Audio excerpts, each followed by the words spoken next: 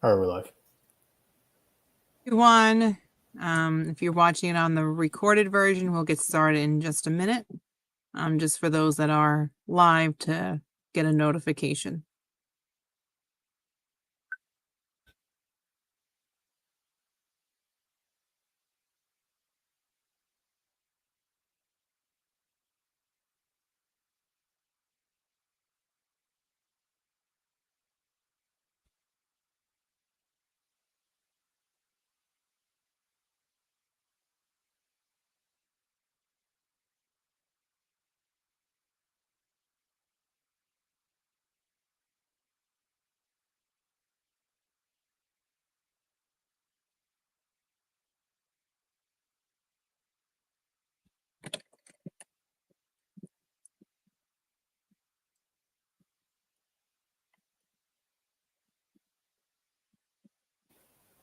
We can get started.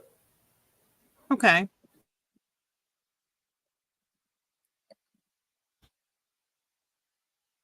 So my name is Helen Partlow. I'm an attorney at Waypoint Immigration, and I specialize in the EB-2 NIW, which is obviously the topic that we're talking about here today. So an EB-2 NIW is a self-sponsored green card that you can get. It does not grant you any sort of a status. So if you are in America, you would have to stay on some sort of a status until you would get your green card. If you are outside of America, you would not be able to come here until you got that green card. And I'm saying it in this way because every country around the world has a wait time of at least 3 to 5 years, with China and especially India being much longer than that. So this is not like an immediate resolution if your, OPT is ending in 2 months or something like that. You'd have to, this is more of a long-term planning sort of a thing. So like I said, it does not grant you any sort of status, does not grant you any work authorization or anything like that until you actually get that green card in hand. But to go along with that, you don't need a company to sponsor you. You don't need an employer. This is brought on your own behalf, for yourself, by yourself, and it is tied to the work that you are doing, how it's impactful to not, it's how it's impactful to your employer, not your, sorry, I'm misspeaking, how it's impactful to the country, not just your employer. So we're looking for how you're impacting more than your company. How does it trickle into your industry, into America, and some sort of other benefit to your work? So the NIW is basically all founded on what your proposed endeavor is. And your proposed endeavor is just a fancy way of saying, like, how will you impact America in the future? So it is very future oriented. So I would say that's definitely point number one as to what makes an NIW proposed endeavor strong, is that it is talking about the future. What will you do? How will you be impactful? What are your short-term goals, your long-term goals? We're not really talking about the things you have done when we're talking about what your proposed endeavor is. There's 3 different prongs that we talk about, as well as the proposed endeavor in this application, that are under DANASAR. So, it's the national importance, that you're well positioned to advance your proposed endeavor. And the third prong is like a balancing test, that you're not going to hurt the American workforce. So it's that second prong that we talk all about what you have done, what projects have you done, what credentials have you done, what kind of certifications or publications or industry contributions, any and all of that that's related to the proposed endeavor. That is where we talk about your past work. However, it has to all support your proposed endeavor. So your proposed endeavor should obviously be based upon what your niche is. What is your specialty? What is your focus? What has all of your work been toward? So in that way, people kind of get this confused, because we're not talking about your past contributions, but it should align. So, when I'm saying like that, if I say my proposed endeavor is to create a drug that's going to cure cancer, that's future oriented. I'm saying, like, that is something that I will do in the future, but I'm an attorney.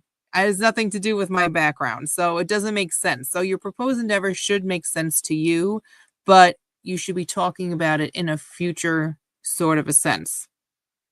And when you're talking about these future goals, it should align with national goals as well. So we want to know, like, what do you plan to do in the US? Why does it matter? How does it address a pressing US need like public health, infrastructure, clean energy, advanced manufacturing, cybersecurity, those sorts of things. So the endeavor should, like I said, it should help beyond just your immediate employer or your organization. It should address systemic problems, help improve a field or industry, or contribute to national priorities. And this should be a specific plan about how you will implement it. So this could include timelines, perhaps who you will collaborate with, different goals and benchmarks that you will use, how one thing will kind of lead to the next, and that sort of a thing. This also should be all described in a way that a non-technical officer could understand. So it's definitely also important to avoid any sort of specific kind of jargon that the officer may not understand. Trying to explain things in a non-technical way is always really important. And then kind of just emphasizing the benefits of your work. It could be job creation, innovation, cost reduction, public safety, improving access to different services and things like that. So kind of some examples. I had written down a couple here. So an example of a weak proposed endeavor and then how to strengthen it. So my first example is, I want to continue working as a software engineer at my current company. The problems here are, it's not related to what your work is. You're tying it to your employer. This is not tied to any sort of job title or company specific thing. You should be able to continue your proposed endeavor regardless as to where you are working. So it is not tied to your job, and just saying that you're going to continue doing what you're doing, that is not really telling anyone about how you are having a plan for the future to, help America. So to kind of strengthen that specific example, I would maybe change it to, I aim to advance scalable cybersecurity infrastructure for US-based cloud platforms by developing encryption models that protect national data privacy, aligning with US AI and security priorities. So you can see how, saying all of those things, one can just use common sense and say, oh, yes, that does make sense. America is interested in doing those things, just based upon the one single sentence. I mean, the entire application is going to help prove these things. But just that one sentence definitely makes someone kind of think a certain way as they're looking at everything.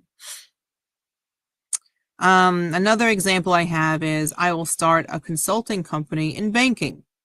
Okay, well, this doesn't tell me anything. Because it's, okay, well, what work are you going to be doing? How does this help banking? Like, what is this company about? What is the impact? And things like that. So I changed that one to make it stronger to, I aim to build a consulting platform that supports U.S. financial institutions in adopting AI-powered compliance tools to reduce fraud and increase transparency in alignment with U.S. economic security policies. So you can see how that really gives a lot more information, and one can just see pretty clearly as to how that is beneficial beyond just the company, beyond the business, and that sort of thing. So to really have the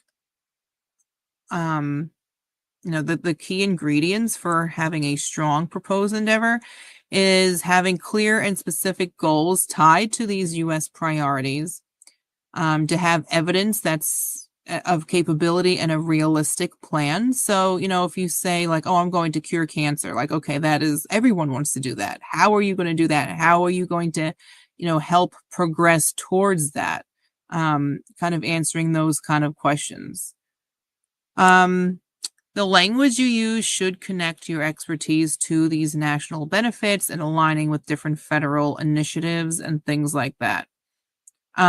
Just another caveat, if you are going to be saying that you want to start a business as part of your proposed endeavor, that has a couple extra nuances to it. So if you're going to say that's something that you want to do in a more of a short-term duration, they're going to be looking for business plans, any sort of financial backing. Do you have any business partners? Do you have potential customers or clients? What does your future plan look like?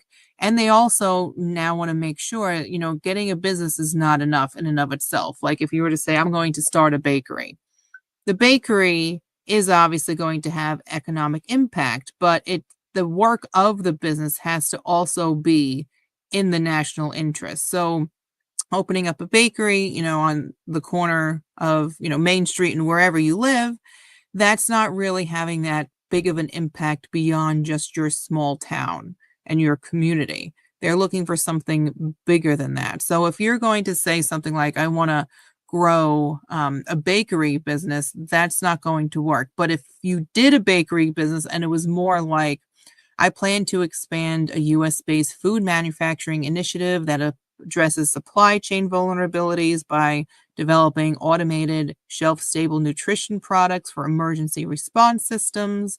My focus is on boosting local production capabilities in economically distressed regions, contributing to national food security and job creation in line with U.S. critical infrastructure resilience goals. If that's your bakery, then that makes a lot more sense for the NIW.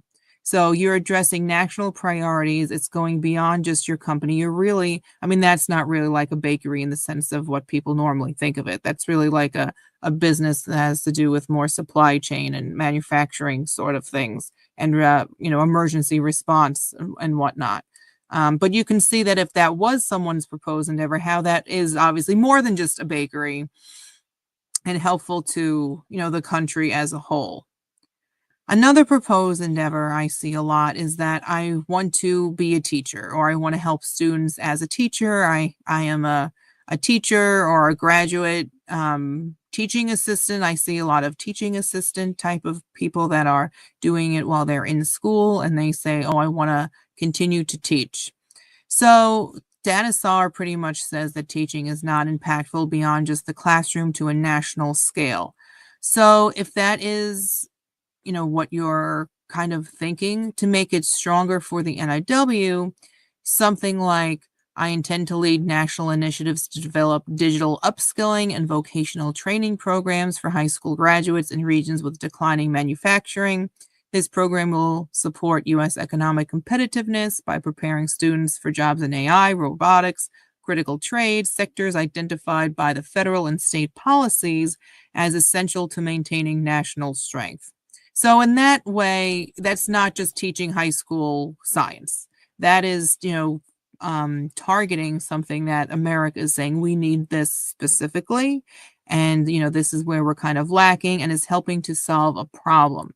So if you, like I said, if you're going to just teach high school science, you're not solving a problem. There's nothing that says that, that's going to kind of go beyond the classroom in that kind of a way. So, it's really important to kind of make sure that you're framing things right. But I think that most of the people I see that are like the teaching assistants, they're usually also researchers. So it's usually a combination role where you're teaching and researching. So if that is the case, something more like a proposed endeavor for teaching and the research focus might be, my proposed endeavor is to contribute to the advancement of STEM workforce readiness in the United States by leading federally aligned research and instruction in AI-driven control systems and robotics. I will continue my work as a university researcher, instructor, developing applied learning modules that integrate hands-on laboratory research with curriculum for undergraduate and graduate students in engineering disciplines. So you can see how that kind of combines the thing. And, typically it would lean definitely heavily on the research aspect of your role and how the research is really going to be driving your proposed endeavor.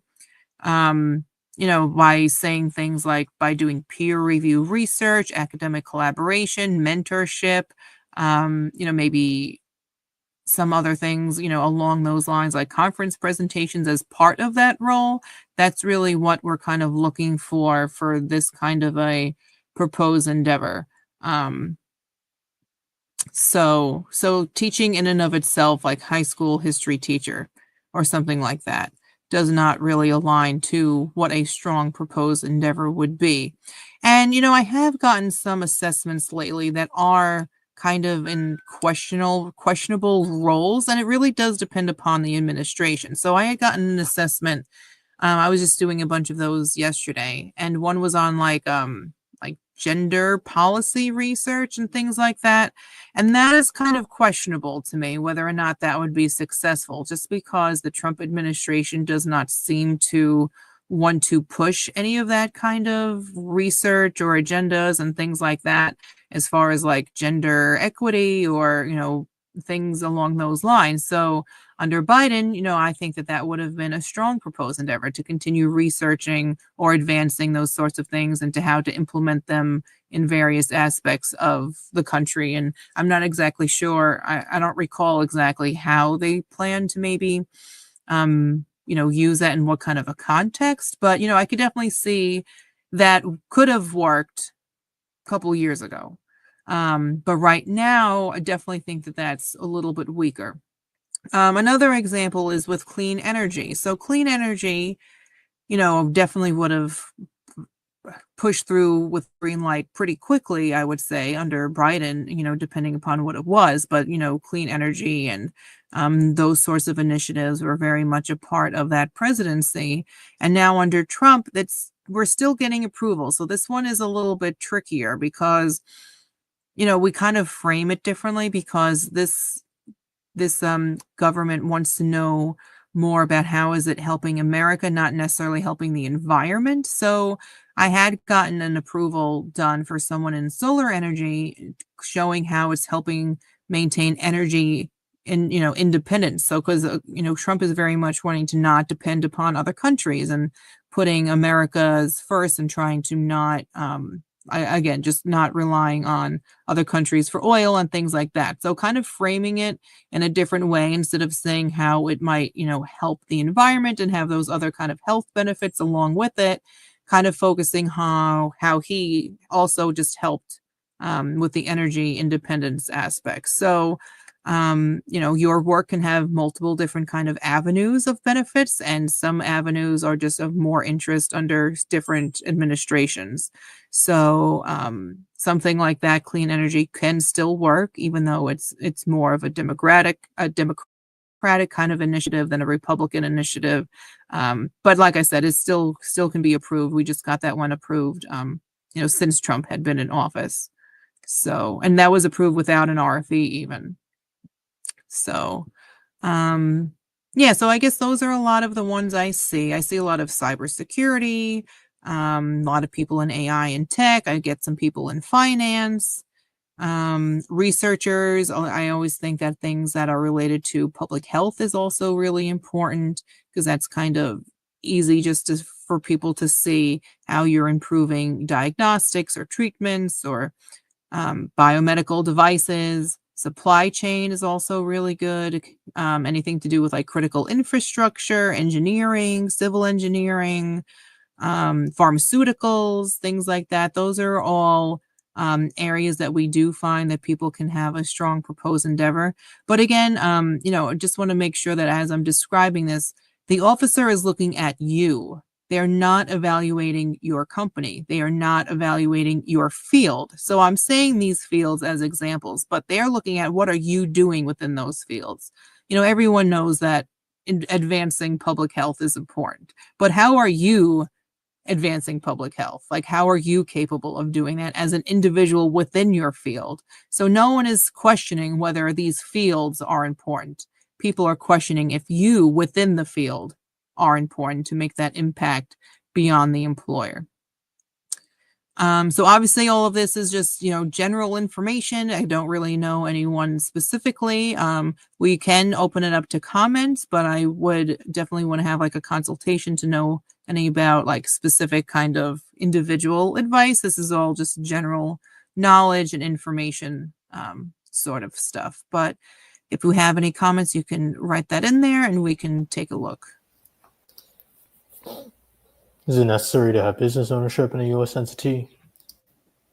No, so I'm not even really sure what that question means per se, but I mean, some people, their proposed endeavor is to open like a consultancy firm or something like that. And if you are intending to open a business, then you have to show the business in and of itself has national importance, but that's not a requirement. That's just one example of what people want to do.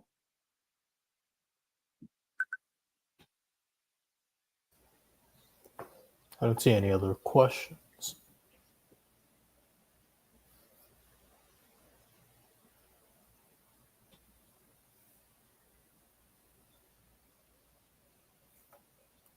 Okay. Well, if anyone's watching this on the recorded line, you can put a comment in after the fact and I'll always see it, or you can message me on LinkedIn also.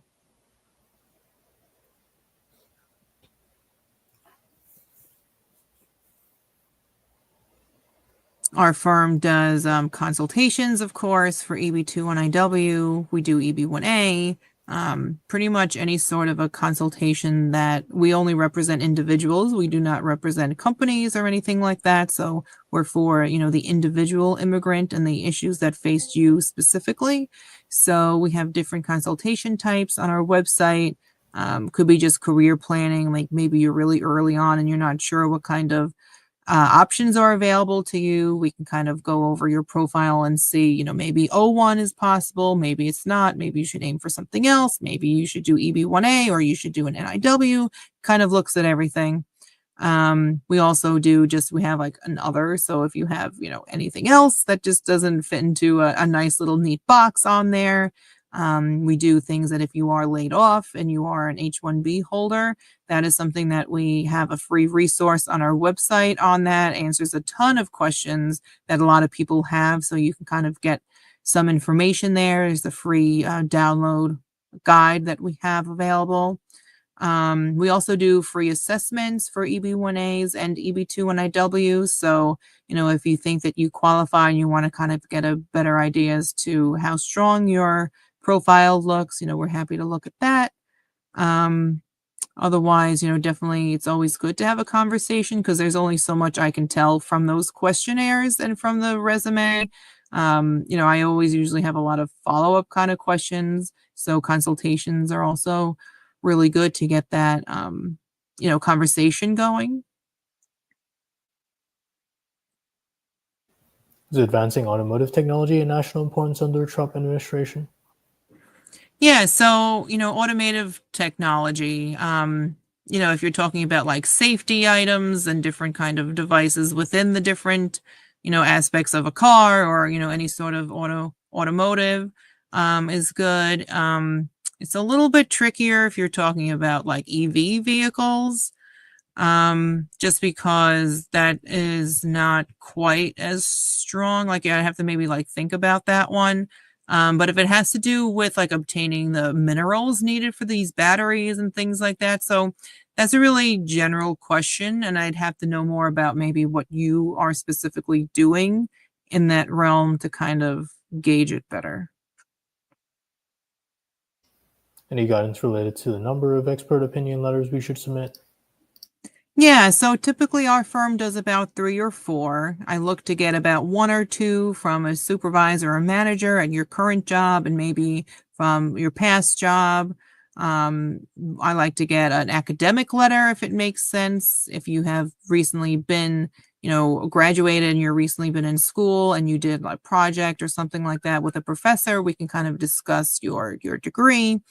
And then we usually include 1 independent recommendation letter from someone that's higher up in your industry that kind of has an overview as to, the problems the industry is facing, how you can help solve them, and just kind of talk about your credentials in general. So yeah, those are like the typical kind of combinations that fit most profiles, I would say.